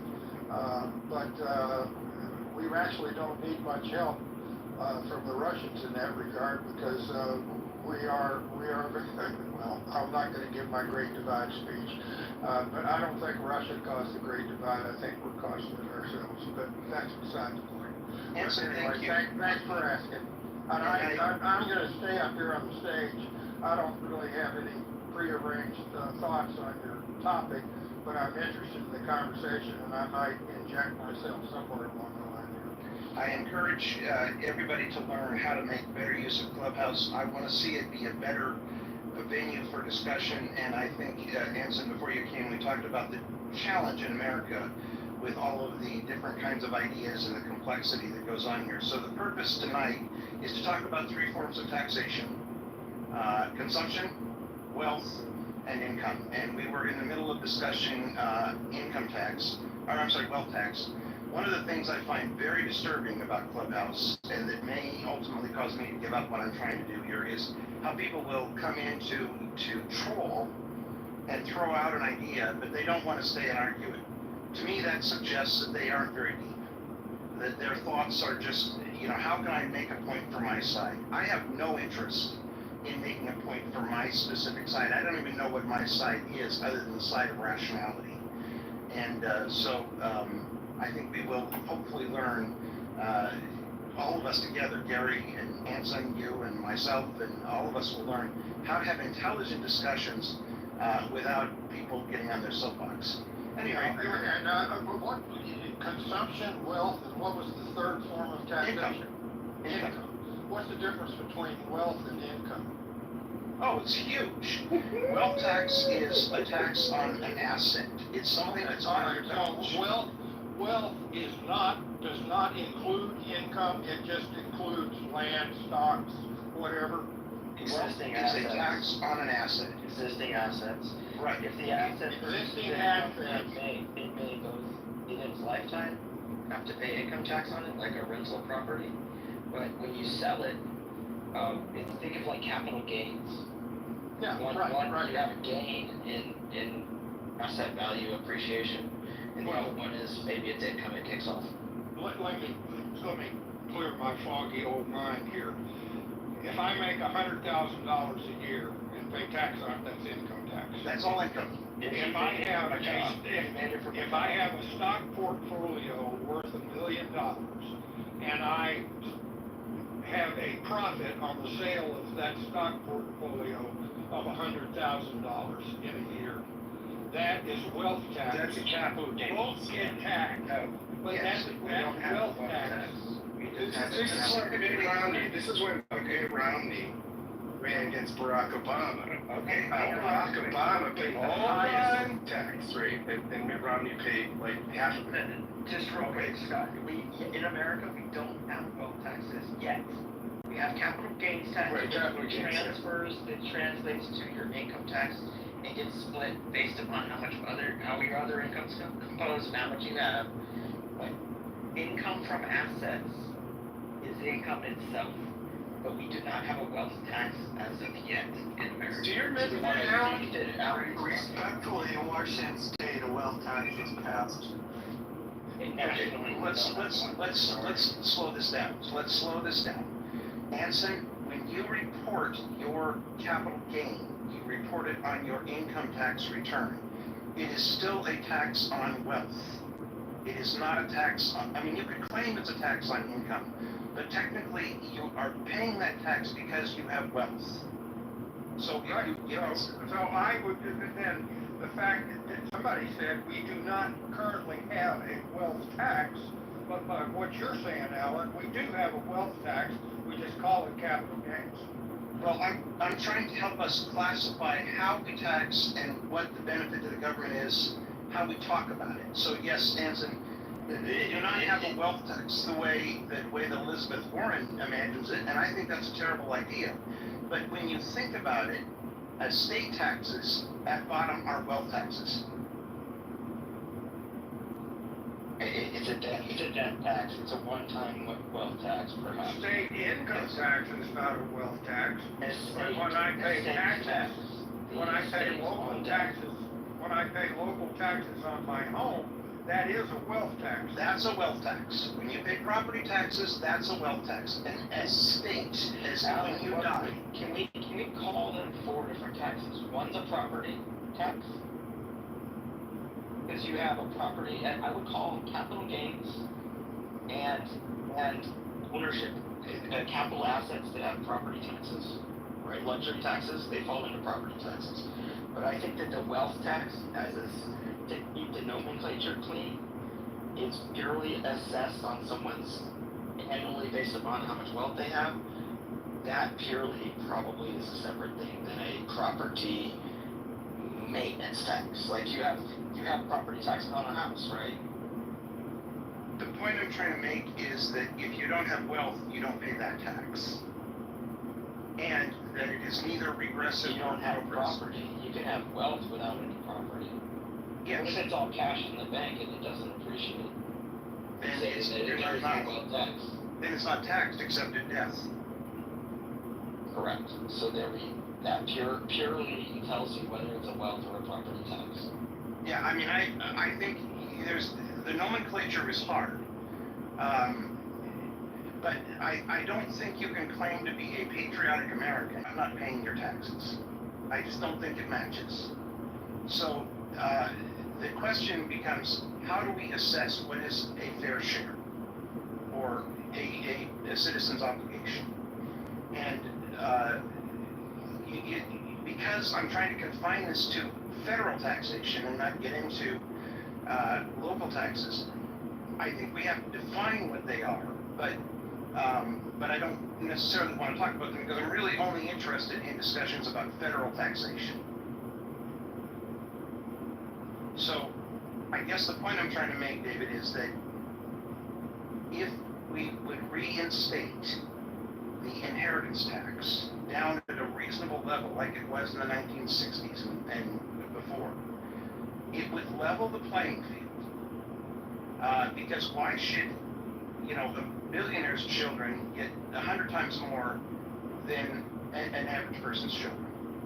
It would also provide a tremendous amount of income for the federal government. And it also would be, I think, one of the fairest ways to do it. Easy to levy, easy to understand. When we talk about income tax, which we will in a minute, that this whole puzzle becomes even more complex. I think one of the reasons people get so exercised about their tax is because they think it's unfair. And I think one of the reasons that they think it's unfair is they conflate a whole bunch of things.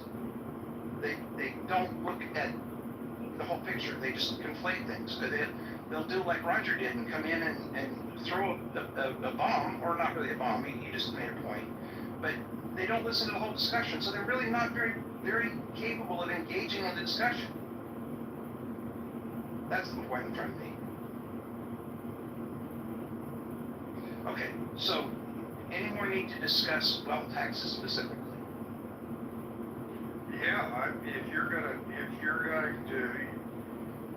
going to take the position to reinstate a very aggressive inheritance tax, and that is a wealth tax, then I've got a point to make here, but I don't, but I'll also go with the flow. All right, well, let's see what we get after the income tax, and then you can come back and maybe you may still want to make that point, because that's fine. Okay. So income tax is very different than the other two forms of taxation that we've talked about. It is a tax on income, and it's very confusing to people for many reasons. First of all, your income tax is divided into two very different kinds of taxation. One is a progressive tax based on your income. The other is a payroll tax. So Medicare and Social Security taxes are not based on your income. They're based on your income, but they're an even share. In other words, it's a specific tax to pay for a specific program. It only goes as high as the current level is, about $200,000. It is not paid as a share of income beyond that, and it has a designated purpose. Income taxes are progressive in the United States, and we believed, I think rightly, that the people who pay the highest level of taxation are those with the most money. You will hear arguments for a flat tax. A flat tax would be much heavier burden on middle and lower class people than on upper class people. The important thing to understand about your tax bracket is if you are in, let's say, the 28% bracket, it doesn't mean you're paying 28% on every dollar. It means you're paying 28% on the last dollar. So for the first X, you pay 12%. For the next Y, you pay 18%. For the next Z, you pay 28% or whatever it is. When people talk about their tax bracket, it is incredibly confusing because they often do not specify whether they mean their federal and state bracket combined. They often will pay different depending on whether they're self-employed or employed by an employer. So when someone talks about their specific tax bracket, what they really should tell you is the federal tax on their last dollar. That's the only way to compare taxation across the states. Does that make sense to people? Okay, good. So, all that being said, now I think we have a pretty clear idea that our income taxes are divided into a progressive income tax. That is how the federal government raises money. And of course, the corporate taxes are different. We're not going to address that here. And the second form is taxation that is paid for Social Security and Medicare. And that pretty much covers what the three forms of taxation are. Now, Anson, do you still want to make your point about your problem with wealth taxes? Well, specifically the inheritance tax, and it's the standard argument. If my family owns 2,000 acres of farmland,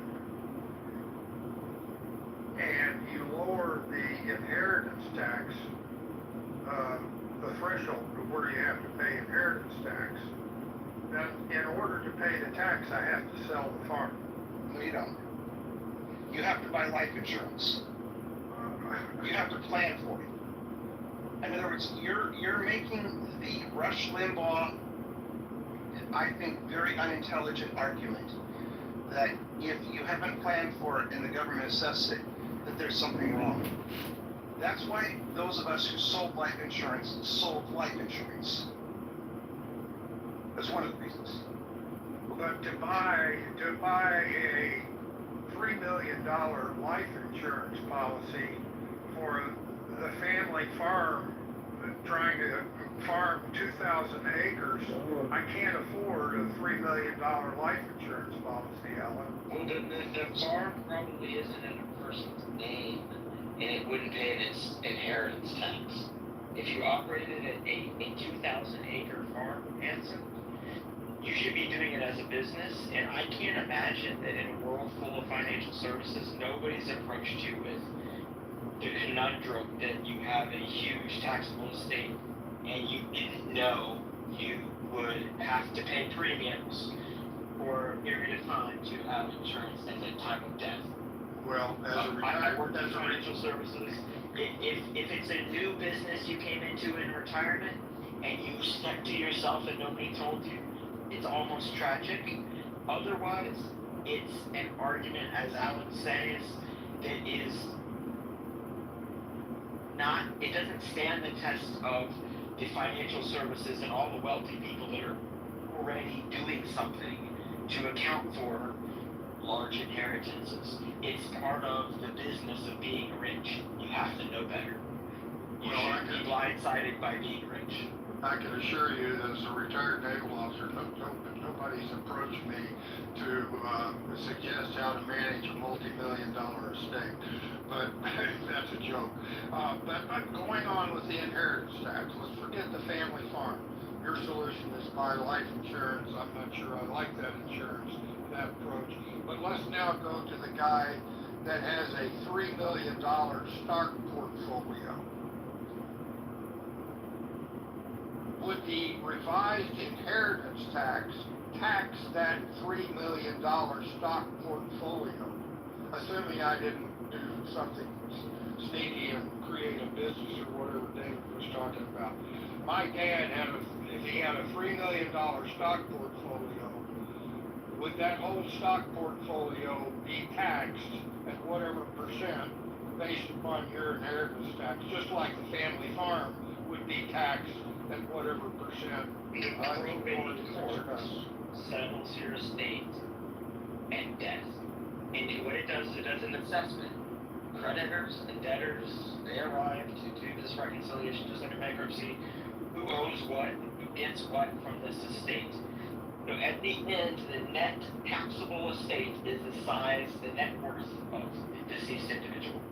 That estate is what is assessed, whatever the threshold is. If it's $5 million and this person ended up having $7 million and $3 million was a stock portfolio and whatever was land assets, usually the illiquid assets like real estate, people intend to not do anything like have a fire sale, and they'll sell the liquid ones. So the stock portfolio is part of that net assessment. Okay, so if Dad has a $5 million stock portfolio, and I go through probate, that the current value, today's value, and whatever, the value when the probate ends is $5 million, then I'll have to pay whatever percent the government decides on that $5 million. On the thing over the threshold. So if it's $5 million and the threshold is 3.5, then it's a 1.5 million taxable estate. And you go look up on the table and it says it's at 20% of $1.5 million. Do the math. Okay. I got it. That's the IRS bill. Yep. I got it. I understand now. Thanks for explaining it all to me. Report with what you know, Alan? Yeah, that's consistent. And Anson, your point is, I think, an example of why I wanted to have this discussion. Because for 20 years or more, people listen to an idiot like Rush Limbaugh, a complete, total idiot who had no college education and had very little foresight about what he was talking about. If you own something and you haven't planned for your obligation in taxation at death, shame on you. If the idea is that we don't want to pay taxes, that we just want to accelerate the disintegration of our country, we're on the right course. But if we want to have an intelligent discussion about what fair taxation is, my point is that income tax is problematic because it has so many deductions and ways that we've tried to use for social legislation. And that while I hated Elizabeth Warren's idea about a wealth tax, estate taxes is also a wealth tax. And this nation did quite well when the wealth taxes were at a level that supported, the issue. Roger will come in here and say, we have $37 trillion of federal deficit. He's right. What the fuck are we going to do about it? And I think that when you have an idiot like Rush Limbaugh or similar right-wing commentators who haven't thought through the whole problem and don't have a better solution, they want to accelerate just the destruction of everything. That's why I say Grover Norquist was a coward. Next week we'll talk about what services we can live without, and I'm perfectly happy to do that. But we have an obligation to pay off our federal deficit. We have an obligation for the common defense, and I would submit we have some other obligations that we should be talking about, and the answer is not to just blow the whole thing up. Hey, this is Can I say something? Yeah, please go ahead. Yeah, I was gonna say, to Anson's example as well, if it's purely stock, you can actually get stock to a beneficiary. You don't actually, it doesn't have to be liquidated. The cost basis gets adjusted, I forgot what the phrase was. It stepped up. Stepped up basis. Yeah, stepped up basis. So on your example of your dad's stock portfolio, you don't actually have to sell it. You can gift it. You know, there used to be this phrase when I was on Wall Street. It was make, borrow, die, right? The idea being that once you make enough money and get to a certain level, you spend a lot of time just borrowing because there's a lot of institutions that will loan you money. Like in your dad's case, Anson, they might actually, you know, do some margin loans against your dad's stock. You know, you're paying back the interest. Hopefully, you know, there's never any calls on any of that stock. And then the idea is that you just basically die and leave your inheritance, and in many cases, the original tranche of your wealth is pretty safe. You know, I remember when I was with JP Morgan, every 6 months, we would have to put out these in the paper, you know, like I'm sure you guys have seen it where you are, of unclaimed assets, right? Like, there's you know, sometimes it's 3 or 4 pages of people who have assets at the bank that the bank hasn't heard from in 5 years. And it's a state requirement, but each state is required, you know, requires the institutions or the companies to list the last known contact, last known sometimes city where they were. But I remember it would be pages and pages of names of people who never claimed assets. And those assets are just sitting in what's called house accounts. And the state is hoping that you never come and claim those assets because the state wants to claim those assets. And in the meantime, you know, the institutions are making trillions on this money, on in interest, you know, lending some of it out. It really is a system. To something you said, Alan, previously, with regards to the deficit, this is just my opinion, right? We hear folks saying, you know, it's always we gotta cut spending, we gotta cut spending, we gotta cut spending. I don't understand why no one wants to raise revenues. Because I think the idea of raising revenues, that means we have to raise taxes. Maybe not. Maybe there are some other ways where we can raise revenues in this country. Some of it could be taxes. You know, it doesn't have to be individual. Some of it could be corporate tax. The idea that, you know, we give massive tax breaks to companies, and this idea that somehow it's going to trickle down to the individual employees, it has never worked. Trickle-down economics has been something that they started talking about, I think, with Bush Sr. It has never worked. It's a theory that most economists will tell you will never happen simply because, you know, it's inherently human to be greedy, in a sense. Absolutely. But I do think we have to figure out, as opposed to cut spending, are there ways to raise revenues? You know, that don't I think that's always right, go to the top. Yeah. I think that's right, and I think a big piece of this is to upgrade the quality of conversation that we have around this topic. Because most of the time, I just hear conversation that is so inane, for lack of a better word, and I'm trying not to level personal insults at anybody, but it hasn't been thought through. And I think we have a responsibility, or at least the media used to have a responsibility, and I think we as citizens have a responsibility to push back on each other and try to come to more intelligent solutions. It's easy to say that inheritance taxes are bad because someone might lose the family farm, et cetera, et cetera. Then bring me a better solution. I think that you know, the benefit to asset taxes, or to particularly to inheritance tax, is that it has the potential to somewhat level the playing field. And I think this is one of the real problems in our country. And if you don't believe that you want the playing field to be leveled, then say that.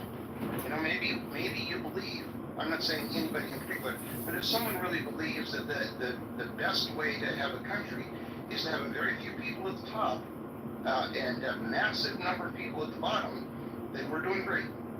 I don't think most people believe that. And I think most of the discussion around it is had by people who have not considered the implications of what they're saying. And they get away with saying things that are just not true. And that's particularly true around inheritance tax. Yeah, I think it's because I have a question about inheritance tax, if you don't. Well, let Daryl make his I point. have a question about inheritance tax. Daryl, please finish. Sorry.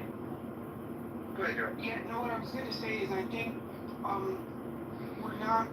we see things happening around us that we don't understand that our taxes pay for these things, right? So if there's a fire, your taxes are probably paying for your fire department, your ambulance service, your police, even if you're in a small town and it's just your sheriff.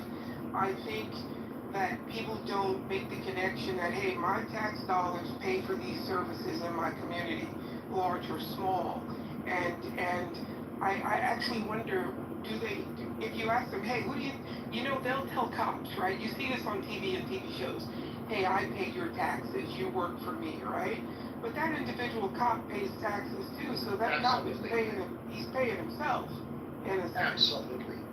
Absolutely right. It used to drive me crazy. My wife was a school teacher, and we'd go to these parties for teachers, and they bitch about their property taxes. The next sentence out of their mouth was they wanted a pay raise. Don't you see something inconsistent about that? They're not making the connection, because I think, just in general, I think we should go back to teaching like just basic civics and economics in high school. I agree. Marshall, you have your question. I think he's on the phone. I think Anson was going to say something. Go ahead, Anson. No, I was too busy writing you a message, Alan. I didn't. If you could read it, I'm not going to raise the point publicly. Let me ask this question: if we added up all of the income, which it would be probably, wealth tax income each year for each individual, and didn't have a single loophole, would we be able to create, in other words, the billionaire has, no loopholes. He gets his $14 million a year salary as a CEO. He does all of his stock trading, and he has profit. He sells stuff for a profit, etc. We just add up all that income, figured out what percentage, and everybody pays the same percentage with a threshold that if you don't make up to, say, $100,000 a year, you don't pay any tax at all. Would we be able to resolve the national debt?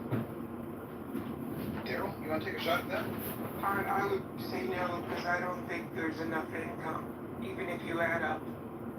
I don't think there's enough. I think it's complicated. No, so it's got the coach's mind.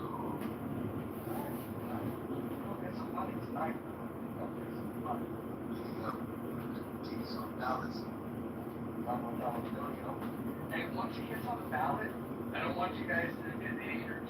Change your mind. Watch. You want green light on or off on that? What do you think? I guess off. Okay. It doesn't matter if it's on or off because it's going to stream live onto YouTube to a much larger audience. Okay. I'd like to welcome Congressman.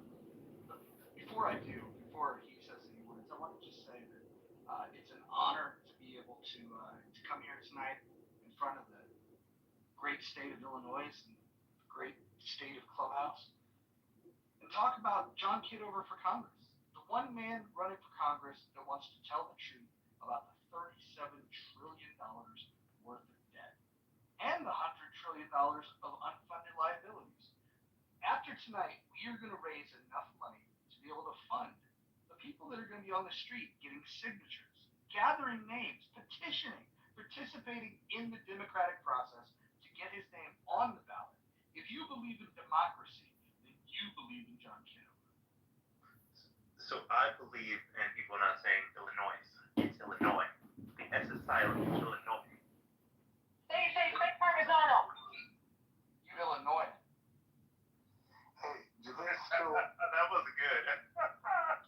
Do people still show up to these town hall things? Because I see in the hallway a town hall, and I don't see everybody on Clubhouse in that town hall the way they used to. Everybody used to go on those town halls. Is that like everybody's? What's going on with that?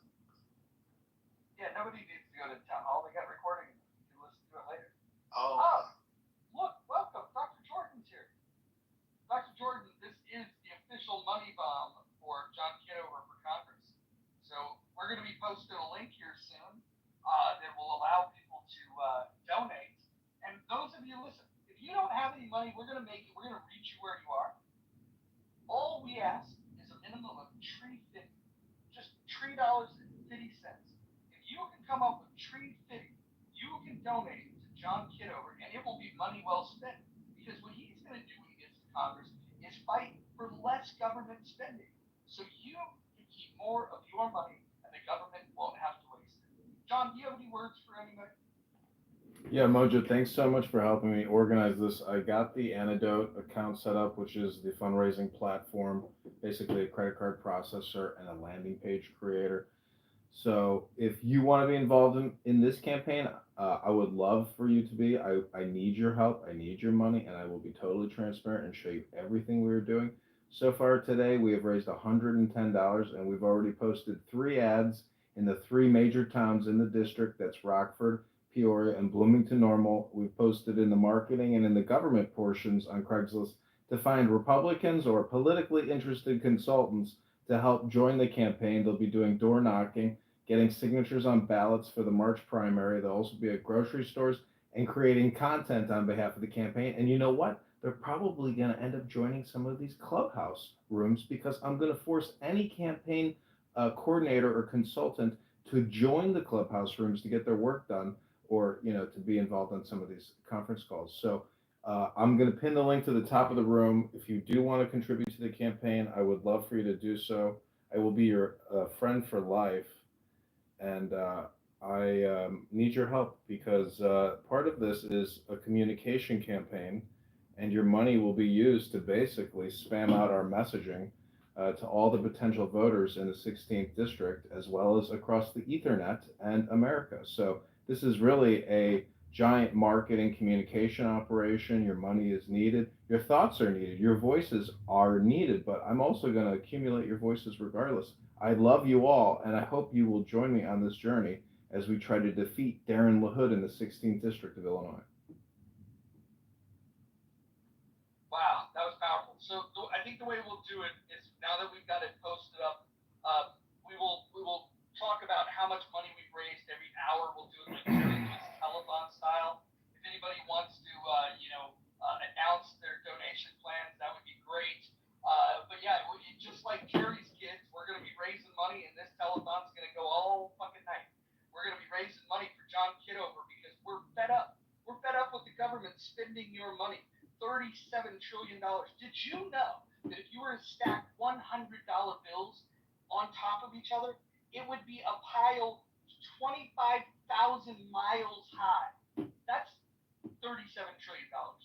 I just wanted you guys to understand that, and that is what John Kitover is fighting for. So if you believe that the government is spending too much money, that the government is borrowing too much money, you might want to join John Kitover for Congress. And the way that you can support is you can click that link above, and you can reach into your pockets and you can make generous donations. Go ahead, Tom. Yeah, but Jerry Lewis had a lot of performers come, and I don't know, maybe Nye can sing a tune, maybe Dr. Jordan can sing a tune.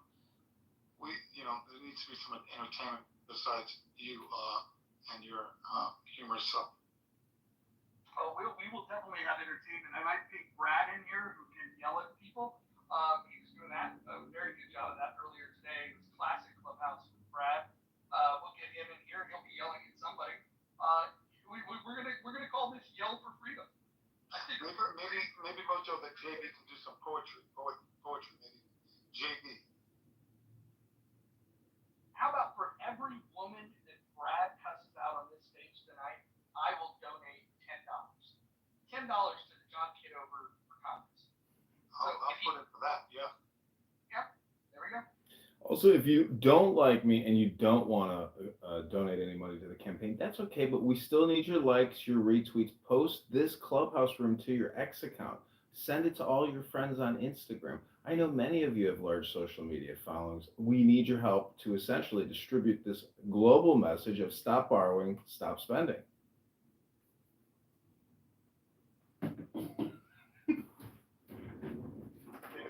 Stop racism today. You might have a little bit more support. So what is your goal? Racism, oh my God. What is your goal to do this stop spending? Besides telling us this. Sorry, Colsey, can you maybe form a more coherent sentence? What is the way you're going to encourage stop spending besides telling us that? What are your moves or what are your steps to stop the spending? Sure. So I looked up what Darren LaHood, who I'm running against in the 16th district, has ever said on his social media profiles about lowering your property taxes or your income taxes. He is he doesn't say anything about it. He's not interested in your property taxes or your income taxes. He's a can kicker. That's what I like to label him, as a can kicker. He keeps kicking the debt down the road. In his 10 years as being a congressman, he has created $20 trillion in debt. $20 trillion. It's $2 trillion a year for every year that he's in office. 10 years is enough. We need somebody who's willing to crush the cans, recycle them, and stop just kicking the can. Vote no on HRX. Lower the NDAA by, let's say, $400 billion. Lower Medicare, Medicaid by, say, $400 billion. Let's start cutting now. Let's stop borrowing. Let's stop spending. You gotta finance your campaign besides rooms like this. I have a question, John. When it comes to, I work in Medicare and I work in Medicaid, I work with seniors. When it comes to healthcare and primary care, when it comes to Medicaid and Medicare, what do you mean by cut? What do you mean by cut? Well, in Medicare and Medicaid, there's $100 billion worth of fraud a year. $100 billion worth of fraud every year. Over 20 years, that's $2 trillion worth of fraud. So I think cutting Medicare and Medicaid by $100 billion immediately and letting the medical industrial complex, recapture that profit from the loss of that $100 billion budget, that's one way to get started. Okay, because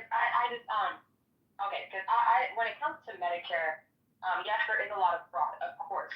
So when it comes to Medicare and cutting the cost of Medicare, I don't think you need cutting the cost of Medicare. I think you need adding more regulation to the Medicare process. Because what I see a lot is primary care doctors charging procedures that are not even done, getting money and premiums from these seniors. Charging for medications, referrals, procedures that aren't done. So what do you mean by cuts? And that's where I get confused when people say cuts or regulation on what's being done with these primaries and these insurance companies. Yeah, I mean, lowering the annual budgetary expense by a minimum of $100 billion a year to start. But how would that stop the fraud? And that's what I'm getting at. How would that stop the fraud? Because it wouldn't. It would just leave more room for fraudulent activities and less money for people who actually need it. So that's where I feel like when people use the word cut in Medicare, it's like almost what do you call that? Where it's shock factor, shock value, where, you don't even know what you're talking about when it comes to cutting the funding. You need regulation. So you low-key need more funding in Medicare and Medicaid. No, what I'm saying is, allocate for that fraud. Pockets, what I'm saying is if we immediately lower it by $100 billion, guess what? That's $100 billion less of fraud a year. No, that's not how the fraud works. The fraud is what is getting us into the negatives when it comes to the funding of Medicare. It doesn't matter if you cut $100 billion. These frauds are still going to be taking that $100 billion. It doesn't matter if we cut it or not. These people who are doing these actions are still going to do it, John. So that's where I want to know, what are you going to do when it Got comes it. to Well, let's say fraud? if 100 billion out of 2 billion is a percentage, well then that percentage less is of fraud. So I understand what you're saying, Pockets. I'm being facetious in saying that we can't keep borrowing 2 trillion a year and only collect 5 trillion a year in tax revenue. How do you suggest we deal with that annual deficit, Pockets? The regulation on fraud. That's where I get really upset with that. People want to cut funding, but they don't want to regulate the fraudulent activities. They don't want to put people into these positions.